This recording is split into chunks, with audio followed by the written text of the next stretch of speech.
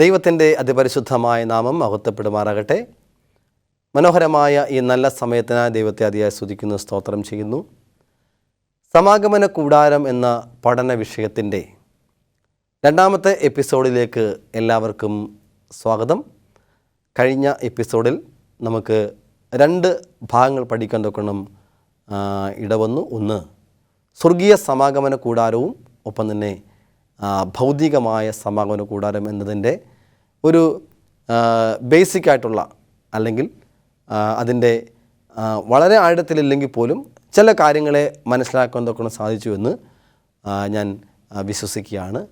ഇന്ന് നമുക്ക് കഴിഞ്ഞ എപ്പിസോഡിൽ ചിന്തിച്ച വിഷയത്തിൻ്റെ ബാക്കി ഭാഗത്തിലേക്ക് പ്രവേശിക്കാം.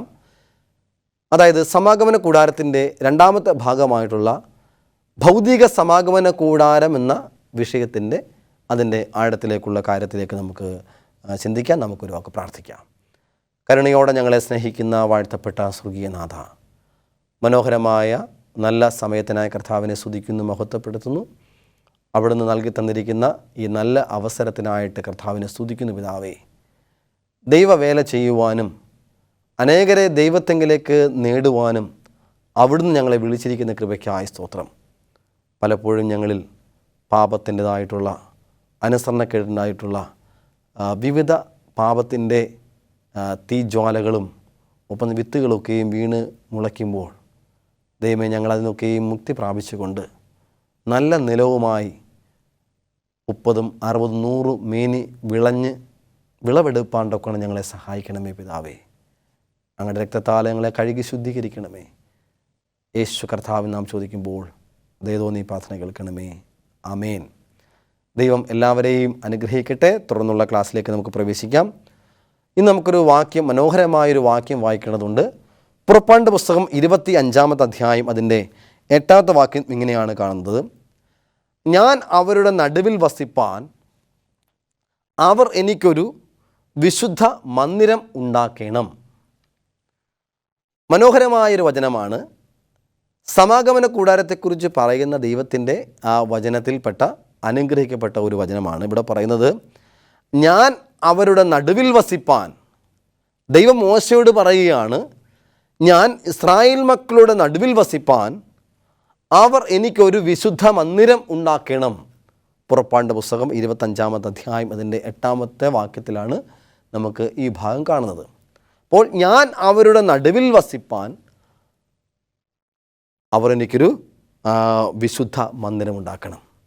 ഈ വാക്യം വായിക്കുമ്പോൾ മനസ്സിലാക്കാൻ സാധിക്കുന്നത്, സമാഗമന കൂടാരം നിർമ്മിക്കുന്നതിൻ്റെ ഉദ്ദേശത്തിൽ നമുക്ക് കാണാൻ സാധിക്കുന്നത് ദൈവത്തിന് അവരുടെ നടുവിൽ വസിക്കണം. നമുക്കറിയാം, ഏദൻ്റെ പറുദീസയിലായാലും ഒപ്പം തന്നെ സ്വർഗത്തിലായാലും ദൈവം സൃഷ്ടിച്ച ദൈവത്തിൻ്റെ സൃഷ്ടിയോടൊപ്പം സന്തോഷത്തോടുകൂടി വളരെ ആനന്ദപൂർണമായി ഒരു ജീവിതം അല്ലെങ്കിൽ ഒരു അവസ്ഥയിലായിരുന്നു ദൈവമെന്ന് കാണുവാൻ തൊക്കെ സാധിക്കും. പക്ഷേ സ്വർഗത്തിൽ ലൂസിഫറായിരുന്ന, കെരൂബായിരുന്ന, ദൈവത്തിൻ്റെ ഒരു ദൂതനായിരുന്ന ഒരു കെരൂബ്, അവൻ്റെ ഉള്ളിൽ മത്സരത്തിൻ്റെയും പാപത്തിൻ്റെയും ഒരു ചിന്ത ഉള്ളിലേക്ക് കടന്നു വന്നപ്പോൾ ആ സ്വർഗീയമായ മന്ദിരം അശുദ്ധമായി തീർന്നു. ഒരുപക്ഷെ സാത്താനെ പൂർണ്ണമായും ഇല്ലായ്മ ചെയ്യണമെന്ന് ദൈവത്തിന് പക്ഷേ ആ സമയത്ത് ഉദ്ദേശമുണ്ടായിരുന്നില്ല. പകരം അവനെ എങ്ങനെയെങ്കിലും മാനസാന്തരത്തിൻ്റെ അനുഭവത്തിലേക്ക് കൊണ്ടുവരണമെന്നാണ് ദൈവം അന്ന് ആഗ്രഹിച്ചിരുന്നത്. പക്ഷെ ഒരു കാരണവശാലും ആ പാപത്തിൽ നിന്നും അവൻ മുക്തി പ്രാപിക്കുന്നില്ല എന്ന് കണ്ടപ്പോഴാണ് അവനെ എന്നേക്കുമായി സദാകാലത്തേക്കും ഇല്ലാതെയാക്കുവാനുള്ള പദ്ധതി ദൈവം ആവിഷ്കരിച്ചെന്ന് കാണുവാൻ സാധിക്കും. അവൻ മനം തിരിഞ്ഞ് വരണമെന്ന് ദൈവം വളരെയധികം ആഗ്രഹിച്ചു. പക്ഷേ അല്ലാത്ത പക്ഷം ആണ് അവനെ എന്നേക്കുമായി നശിപ്പിച്ച് കളയുവാൻ തൊക്കെ ദൈവം തീരുമാനിച്ചിരിക്കുന്നത് കാണുവാനായിട്ട് സാധിക്കും. പ്രതിമക്കളെ, അവിടെ എല്ലാം നമുക്ക് ഈ വചനത്തെ കാണുവാൻ തൊക്കെ സാധിക്കും. ഞാൻ അവരുടെ നടുവിൽ വസിപ്പാൻ. ദൈവമക്കളോടുകൂടി, ദൈവത്തിൻ്റെ ജനത്തോടു കൂടി ആയിരിക്കുവാൻ ദൈവം വളരെയധികം ആഗ്രഹിക്കുന്നത് വളരെ പ്രസക്തമായിട്ടുള്ളൊരു കാര്യമാണെന്ന് കാണുവാൻ സാധിക്കും. നമുക്ക് വിഷയത്തിലേക്ക് വരാം. സ്വർഗീയമായ സമാഗമന കൂടാരത്തെക്കുറിച്ച് നാം ചിന്തിച്ചു കഴിഞ്ഞു. ഭൗതികമായ സമാഗമന കൂടാരത്തെക്കുറിച്ച് നാം പഠിക്കുമ്പോൾ അക്ഷരീകമായ സമാഗമന കൂടാരം, മൂർത്തമായ സമാഗമന കൂടാരം, നമുക്ക് കാണാൻ കഴിയുന്ന സമാഗമന കൂടാരം, ആ സമാഗമന കൂടാരം എന്താണ്? ആ സമാഗമന കൂടാരത്തിൻ്റെ ഉദ്ദേശ ലക്ഷ്യങ്ങൾ എന്താണ്? ആ സമാഗമന കൂടാരത്തിൽ എന്ത് ശുശ്രൂഷയാണ് ചെയ്യുന്നത്?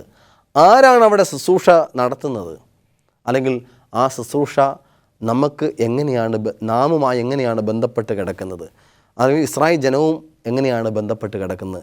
ഇത്യാദി കാര്യങ്ങളെക്കുറിച്ചെല്ലാം നാം പഠിക്കുമ്പോൾ വളരെ നമുക്ക് അനുഗ്രഹിക്കപ്പെട്ട നല്ലൊരു ജീവൻ നയിപ്പാനും ഒപ്പം തന്നെ അതിൻ്റെ ആന്തരികമായ അർത്ഥങ്ങളെ ഗ്രഹിക്കുവാനൊക്കെ നമുക്ക് സാധിക്കുമെന്ന് കാണുമെന്നൊക്കെ കാണാൻ സാധിക്കുന്നു. ആ സമാഗമന കൂടാരത്തിൽ എന്തൊക്കെ ഉപകരണങ്ങളൊക്കെയും ഓരോ ഉപകരണങ്ങളെക്കുറിച്ചും അതിൻ്റെ പ്രവർത്തനത്തെക്കുറിച്ചും പഠിക്കുമ്പോൾ നമുക്ക് വളരെയധികം നമ്മുടെ ജീവിതവുമായി ബന്ധപ്പെട്ട് കിടക്കുന്ന കാണുവാനൊക്കെ ഗുണം സാധിക്കും. അതിനു മുമ്പായിട്ട് സമാഗമന കൂടാരം എങ്ങനെയാണ് നിർമ്മിക്കപ്പെടാനുള്ള ഒരു കാരണത്തെക്കുറിച്ച് നമുക്ക് നോക്കാം. അതിൻ്റെ അടിസ്ഥാനപരമായ ചില കാര്യങ്ങളെക്കുറിച്ച് നമുക്ക് നോക്കാം. ഇസ്രായേൽ ജനം 400 വർഷം അടിമയായി മിസ്രൈമിൽ ഉണ്ടായിരുന്നു എന്ന് കാണുവാനൊക്കെ കൊണ്ട് സാധിക്കും. ബൈബിൾ പഠിക്കുമ്പോൾ 400 വർഷം, വെരി ലോങ് ടൈം, വളരെ ഒരു കാലയളവ് അടിമകളായിട്ട് അവർ നമുക്ക് ആ മിസ്രൈമിലുണ്ടായിരുന്നു കാണാൻ സാധിക്കുന്നു. അങ്ങനെ അടിമയായിരുന്ന ഒരു ജനം ദൈവത്തിൻ്റെ വാഗ്ദത്ത പ്രകാരം, അബ്രഹാമിന് ദൈവം കൊടുത്ത വാഗ്ദത്ത പ്രകാരം ഇസ്ഹാക്കിൽ ആ വാഗ്ദത്തം പുതുക്കി. പിന്നീട് യാക്കോബ് വന്നപ്പോൾ ആ വാഗ്ദത്തം പുതുക്കി. പിന്നീട് ആ യാക്കോബിൻ്റെ സന്താന പരമ്പരയായി ഇസ്രായേൽ മക്കളെ ദൈവം ഒരു രാജ്യം കൊടുക്കുവാൻ വേണ്ടി മിസ്രൈമിൽ നിന്ന് വിളിച്ചു കൊണ്ടുവരികയാണ്.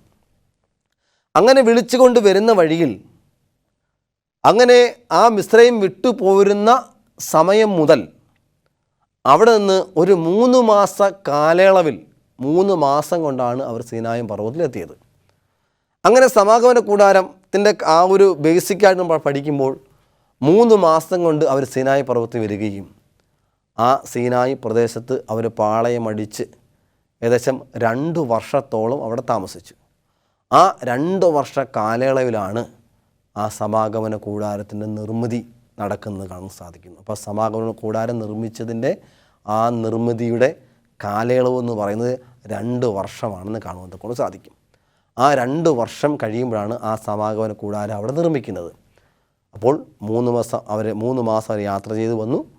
അങ്ങനെ 3-ാമത്തെ മാസത്തിൽ അവർ പണി തുടങ്ങി. 2 വർഷം എടുത്തുകൊണ്ട് ആ സമാഗമന കൂടാരം അവർ പണി പൂർത്തീകരിച്ച് മോശ അത് സമാഗമന കൂടാരം നിവൃത്തിയതായിട്ട് കാണുവാൻ കൊണ്ട് സാധിക്കും. അങ്ങനെ ആ സമാഗമന കൂടാരം നിവൃത്തിയതായിട്ട് കാണാൻ കൊണ്ട് സാധിക്കുമ്പോൾ ആ സമാഗമന കൂടാരത്തിൽ ധാരാളം ഉപകരണങ്ങൾ നമുക്കറിയാം. ചെറുതായി നാം നോക്കുമ്പോൾ ധാരാളം ഉപകരണങ്ങൾ കാണുവാൻ കൊണ്ട് സാധിക്കും. അതെല്ലാം വളരെ പ്രധാനപ്പെട്ടതാണ്. അതിനെല്ലാം ഓരോ അർത്ഥങ്ങളുണ്ട്. വെറുതെ ഒന്നും, ഒരു കല്ല് പോലും അല്ലെങ്കിൽ എന്തെങ്കിലും ഒരു കാര്യം ഉണ്ടെങ്കിൽ, ഒരു കൊളുത്തോ അതിലൊരു വസ്ത്രത്തിലോ എന്ത് ആയാലും അതിന് വളരെ വലിയ അർത്ഥങ്ങളുണ്ട്. അപ്പോൾ ഇന്ന് ഞാൻ നിങ്ങളോട് പറയാൻ ആഗ്രഹിക്കുന്ന സമാഗമന കൂടാരത്തിൻ്റെ പഠന വിഷയത്തിൽ നിങ്ങൾ വളരെ ലളിതമായിട്ടാണ് പറയാൻ ആഗ്രഹിക്കുന്നത്. വളരെ ലളിതമായിട്ടെന്ന് പറഞ്ഞാൽ വളരെ ലളിതമായിട്ട് ആണ് നമുക്ക് സമാഗമന കൂടാരം എങ്ങനെ മനസ്സിലാക്കാൻ കൊണ്ട് സാധിക്കും. ഞാൻ വളരെ അതിൻ്റെ സങ്കീർണമായ ഒരു വിഷയത്തിലേക്കല്ല പോകുന്നത്. ലളിതമായ രീതിയിലാണ് നമ്മളിന്ന് അല്ലെങ്കിൽ ഇനി വരുന്ന എപ്പിസോഡുകളായിട്ട് നമുക്ക് ഈ വിഷയത്തെക്കുറിച്ച് പഠിക്കാനായിട്ട് പോകുന്നത്. അപ്പോൾ വളരെ ലളിതമായി തന്നെ, അപ്പോൾ ഓരോ ഉപകരണങ്ങളും എല്ലാം തന്നെ വളരെയധികം അർത്ഥമുള്ളതാണെന്ന് കാണുവാൻ കൊണ്ട് സാധിക്കും. അപ്പോൾ ആ സമാഗമന കൂടാരത്തിൽ മനസ്സിലാക്കുന്നത് 2 വർഷം കൊണ്ടാണ് സമാഗമന കൂടാരം പൂർത്തീകരിക്കപ്പെട്ടതെന്ന് മനസ്സിലാക്കണം. ഒന്നാമതായിട്ട് ഇനി നാം മനസ്സിലാക്കുന്നത്, സമാഗമന കൂടാരം നിർമ്മിക്കുമ്പോൾ ദൈവം അവർക്കൊരു ഒരു കലണ്ടർ കൊടുത്തിരുന്നുണ്ടായിരുന്നു. ആ കലണ്ടറിനെ അടിസ്ഥാനപ്പെടുത്തിയായിരുന്നു അവിടുത്തെ ഓരോ ശുശ്രൂഷകളും മുന്നോട്ട് പോയിക്കൊണ്ടിരിക്കുന്നത്. എന്ന് പറഞ്ഞാൽ നമുക്കറിയാം, മുസ്ലിംസിന് അവരുടെ പ്രവാചകനായിരിക്കുന്ന മുഹമ്മദ് നബി മക്കയിൽ നിന്ന് മദീനയ്ക്ക് യാത്ര ചെയ്തതിൻ്റെ ഫലമായിട്ട് അവരുടെ ആ വർഷം ഹിജ്റ വർഷമായിട്ട് കണക്കാക്കുകയും അന്ന് മുതൽ അവർക്കൊരു പുതിയ കലണ്ടർ രൂപപ്പെടുത്തുകയും ചെയ്തതായിട്ട് നമുക്ക് കാണുവാൻ സാധിക്കും. ലോകത്തിൽ വിവിധ സ്ഥലത്ത് ധാരാളം കലണ്ടറുകൾ നമുക്ക് കാണാൻ സാധിക്കും. പുരാതനമായ ഏറ്റവും ആദ്യം ഒരു കലണ്ടർ എന്ന് പറയുന്നത് രൂപപ്പെടുത്തിയിട്ടുണ്ടെങ്കിൽ നമ്മുടെ ചരിത്രരേഖകൾ വെച്ചുകൊണ്ട് നോക്കുമ്പോൾ അത് ബാബിലോണിയൻ കലണ്ടറാണ് ഏറ്റവും ആദ്യത്തെ കലണ്ടർ എന്ന് കാണാൻ സാധിക്കും. ഒരു ദിവസത്തിന് 24 മണിക്കൂർ ഉണ്ടെന്നും അങ്ങനെ ഇത്യാദി കാര്യങ്ങളൊക്കെയും കണ്ടുപിടിച്ചത് ബാബിലോണിയൻകാരാണെന്ന് കാണുവാൻ സാധിക്കും. അത് തന്നെയാണ് നമ്മൾ ലോകത്തിലുള്ള ആളുകൾ അത് പിന്തുടർന്ന് പോയിക്കൊണ്ടിരിക്കുന്നത്. അപ്പോൾ നമുക്ക് ആ വിഷയത്തിലേക്ക് വരാം. അപ്പോൾ സമാഗമന കൂടാരം പഠിക്കുമ്പോൾ അവിടെ നമുക്ക് വർഷവുമായി വളരെ ബന്ധപ്പെട്ടുള്ളതുകൊണ്ട് നാം അതിൻ്റെ വർഷത്തെ നാം കണക്കാക്കേണ്ടതുള്ളതുകൊണ്ട് നമ്മൾ എന്ത് ചെയ്യുന്നു, അതിൻ്റെ കലണ്ടർ, ജൂയിഷ് കലണ്ടറിനെ കുറിച്ച് വ്യക്തമായൊരു ധാരണ നമുക്കുണ്ടായിരിക്കണം. അപ്പോൾ എങ്കിൽ മാത്രമേ നമുക്ക് സമാഗമന കൂടാരം ഇനിയുള്ള എപ്പിസോഡുകളിൽ പഠിക്കുമ്പോൾ സമാഗമന കൂടാരത്തെ നമുക്ക് കൂടുതലായിട്ട് മനസ്സിലാക്കാൻ തക്കവണ്ണം സാധിക്കുകയുള്ളൂ.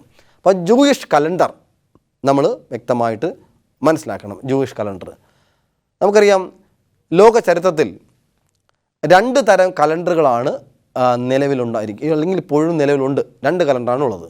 ഒന്ന് സൂര്യനെ അടിസ്ഥാനപ്പെടുത്തിക്കൊണ്ടുള്ള ഒരു കലണ്ടർ, രണ്ടാമതായിട്ട് ചന്ദ്രനെ അടിസ്ഥാനപ്പെടുത്തിക്കൊണ്ടുള്ള കലണ്ടർ. എന്നാൽ ചോദിക്കും, എന്താണ് സൂര്യനെ അടിസ്ഥാനപ്പെടുത്തിക്കൊണ്ടുള്ള കലണ്ടർ? രണ്ടാമത് ചന്ദ്രനെ അടിസ്ഥാനപ്പെടുത്തിക്കൊണ്ടുള്ള കലണ്ടർ എന്താണ്? ഈ 2 കലണ്ടറിനും വലിയ വ്യത്യാസങ്ങളൊന്നും തന്നെയില്ല. എന്നാൽ ചില ചെറിയ വ്യത്യാസങ്ങൾ ഉള്ളതായി നമുക്ക് കാണാൻ സാധിക്കും. അപ്പോൾ ഒരുപക്ഷെ കലണ്ടറിനെ കുറിച്ച് നിങ്ങൾക്ക് കൂടുതലായിട്ട് അറിയാത്തവർക്ക് വേണ്ടിയാണ് ഞാൻ ഈ പറയുന്നതെന്ന് മാത്രം ചിന്തിച്ചാൽ മതി. എന്താണ് ഒരു കലണ്ടർ എന്ന് പറയുന്നത്? നിങ്ങളുടെ വീടുകളിലോ നിങ്ങളുടെ ഓഫീസുകളിലോ ഒരുപക്ഷെ നിങ്ങളുടെ മൊബൈലുകളിലോ കാണുന്ന കലണ്ടറിനെ കുറിച്ച് നിങ്ങൾ അല്പമെങ്കിലും ചിന്തിച്ചിട്ടുണ്ടോ? എന്താണ് ആ കലണ്ടർ നമുക്ക് നൽകി തന്നിരിക്കുന്ന ഒരു കാര്യമെന്ന് നമുക്ക് പഠിക്കേണ്ടതുണ്ട്.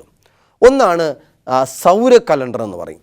സൗര കലണ്ടർ വാസ്തവത്തിൽ ആ സൗര കലണ്ടർ അല്ലെങ്കിൽ ചാന്ദ്ര കലണ്ടർ എന്ന് പറയുമ്പോൾ എന്താണ് കലണ്ടർ കൊണ്ട് നമ്മൾ ഉദ്ദേശിക്കുന്നത്?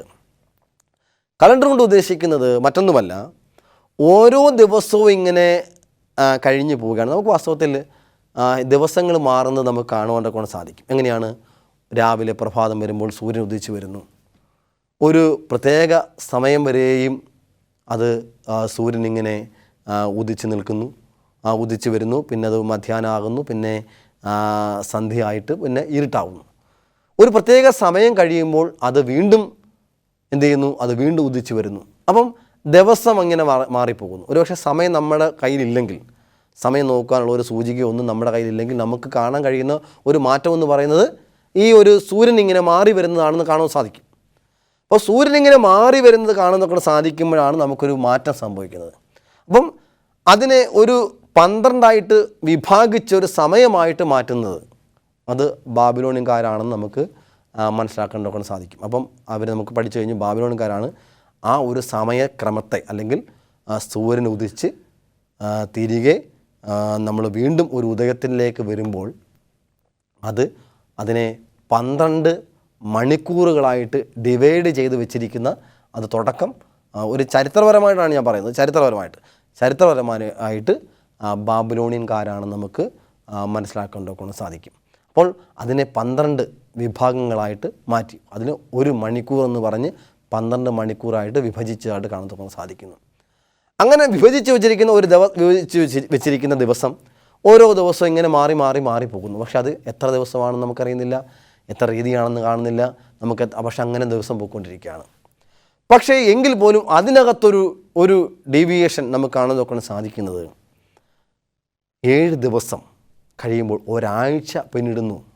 അപ്പോൾ മക്കളെ, അത് ഒരുപക്ഷെ ബാബിലോണുകാരല്ല, പകരം ദൈവമാണ് അത് നമുക്ക് നൽകപ്പെട്ട്. സൃഷ്ടി മുതലേ ബാബിലോൺ അല്ലെങ്കിൽ മെസപ്പൊട്ടോമിയയിൽ ആയിരുന്ന സമയത്ത് ബാബിലോണുകാർ അത് വീണ്ടും ആവർത്തിക്കപ്പെട്ടു. ഒരാഴ്ചയിൽ 7 ദിവസം അത് ആദ്യം മുതലേ നമുക്ക് കാണുവാൻ സാധിക്കും.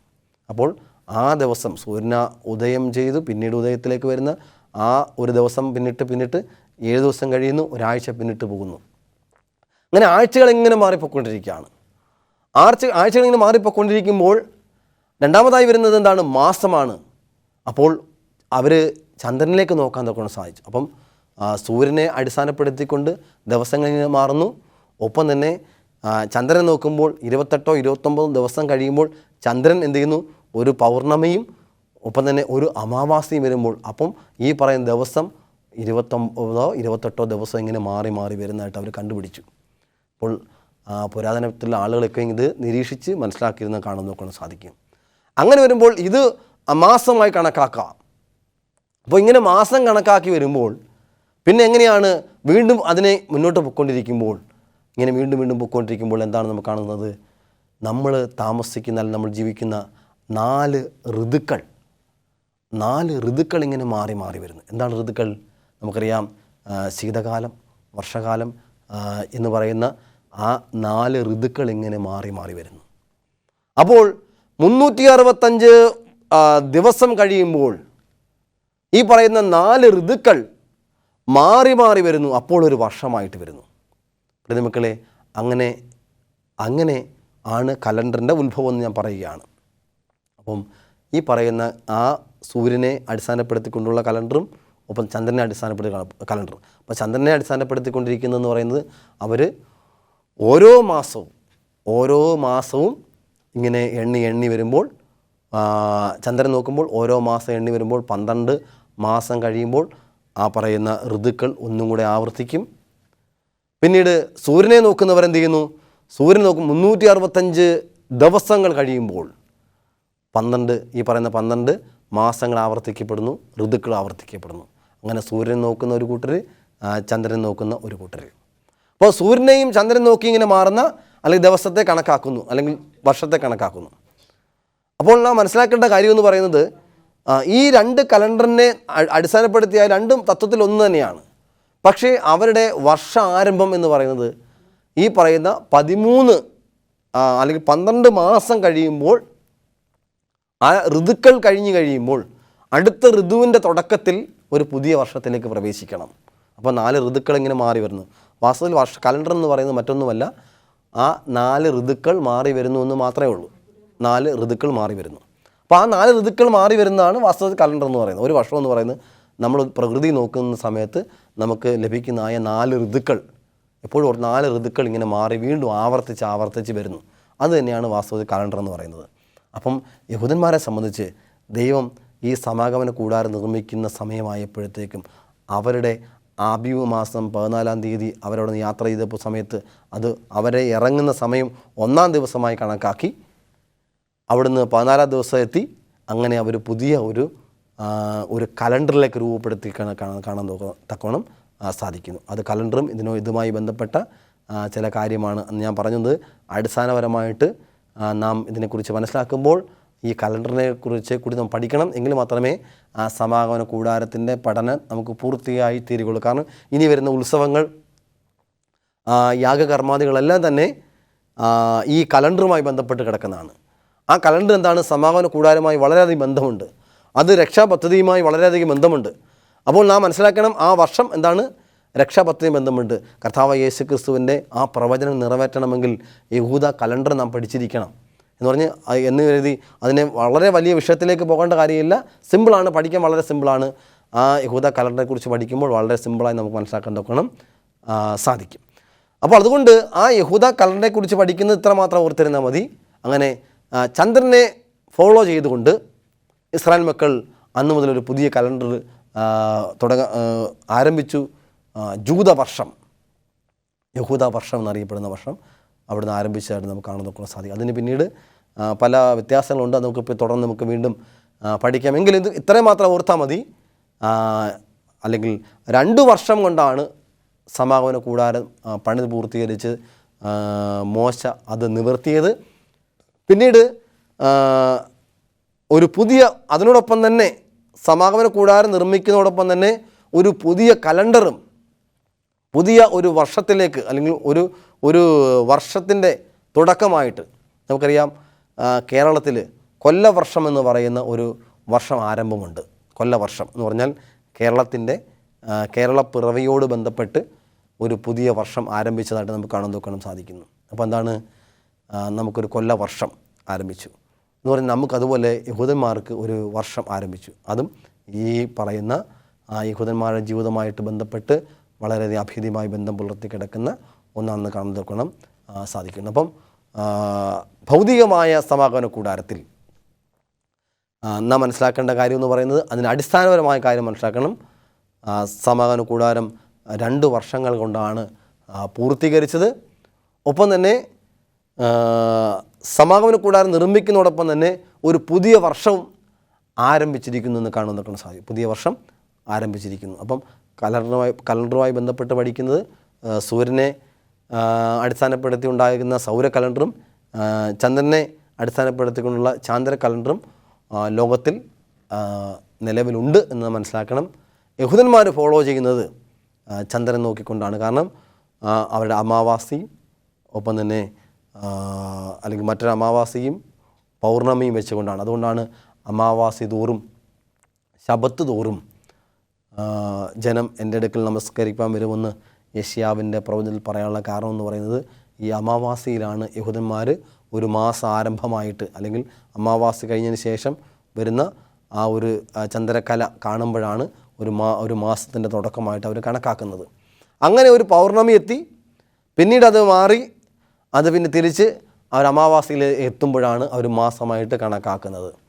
അപ്പോൾ അങ്ങനെയാണ് ഒരു മാസത്തിൻ്റെ ആരംഭം. അപ്പോൾ അവിടെ നമുക്ക് സമാഗമന കൂടാരം പഠിക്കുമ്പോൾ ഇത് വ്യക്തമായി മനസ്സിലാക്കിയിരിക്കണം എന്നുള്ള വിഷയമാണ് നമുക്ക് മനസ്സിലാക്കാൻ സാധിക്കുന്നത്. അപ്പോൾ ദൈവം നിങ്ങളെ എല്ലാവരെയും അനുഗ്രഹിക്കട്ടെ. 1-2 എപ്പിസോഡുകളിൽ അതിൻ്റെ അടിസ്ഥാനപ്പെട്ട കാര്യമാണ് നമ്മൾ പഠിച്ചത്. ഇനി മുതൽ ഉള്ള പഠനത്തിൽ നമുക്ക് അതിൻ്റെ ആഴത്തിലേക്ക് സമാഗമന കൂടാരത്തിൻ്റെ യഥാർത്ഥമായ ഉള്ളറകളിലേക്ക് കടന്നു പോകാം. അങ്ങനെ നമുക്കതിൻ്റെ വ്യക്തമായ കാര്യങ്ങളെക്കുറിച്ച് പഠിച്ചുകൊണ്ട് വളരെ ലളിതമായിട്ട് എന്താണ് സമാഗമന കൂടാരത്തെക്കുറിച്ച് മനസ്സിലാക്കുന്നത് കൊണ്ട് സാധിക്കുക. എന്താണ് സമാഗമന കൂടാരം എന്ന വിഷയം നമുക്ക് ആഴത്തിൽ നമുക്ക് ഗ്രഹിക്കാം. ദൈവം എല്ലാവരും അനുഗ്രഹിക്കട്ടെ. തുടർന്ന് വരുന്ന എപ്പിസോഡ് ശ്രദ്ധാപൂർവം ശ്രവിക്കുക. നിങ്ങളെല്ലാവരും ദൈവം അനുഗ്രഹിക്കട്ടെ.